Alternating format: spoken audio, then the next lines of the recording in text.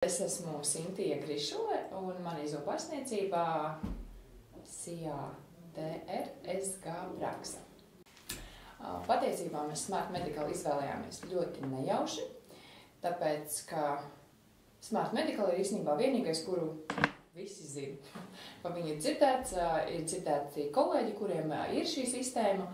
Es neesmu viņu redzējusi, nebiju skatījusies, bet man pietika ar to, ka viens zobārs lieto, vēl viens zobārs lieto, kaut kādā klinikā viņš ir, un tad mēs devām iespēju pamēģināt. Īstenībā viņš palīdz ļoti. Vislielākais prieks man ir par to, ka galds nav nokrāmēts ar kartiņām. Šobrīd viņas visas ir sistēmā, un viņas tur ļoti smuki visas stāv. Tu pasties uz galdu, tur viss ir kārtībā. Pacientiem arī sajūta, ka nav bardaks. Vēl man patīk, ka no galda ir novākti 7 zīmogi. Receptes ļoti viegli uzrakstīt, kuram pacientam var jebkurā momentā piezvanīt. Jā, administratoriem darbs vispār, man liekas, ļoti atvieglojās, kad tās kartiņas ir saliktas iekšā. Jā, es noteikti ieteiktu.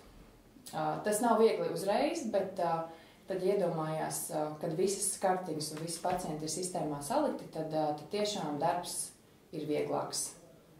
Un es visiem to novēlu. Jā, tas tiešām ir ļoti forši. Mēs esam svaigi, 2 mēnešu apmācības kurs mums ir iziets. Un, ja godīgi, tad ir gan viegli, gan grūti.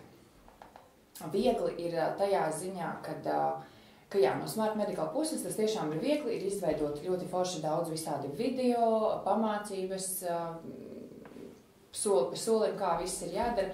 Man ļoti patika Zoom apmācības, kas bija, es par nodarbībām saucu, kad es sagatavoju mājas darbu ar jautājumiem, un tad mēs izrunājam, jo te, kad tu noskaties video, jautājumu nav, tad, kad tu sāc darboties reālajā dzīvē, protams, ka jautājumi parādās, un tad ir forši, ka tev ir cilvēks, ar kuru tu vari to forši izrunāt. Grūti ir tajā ziņā, ka tam vajadzīgs ir laiks.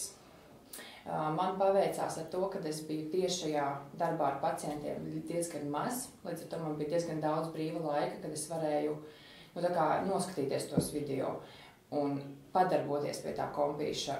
Man būtu gribējies, lai būtu vēl 3. mēnesis, bet es zinu, kāpēc viņš netiek dots, tad visi vienmēr tāpat visu atstājas pēdējo momentu. Nav grūti.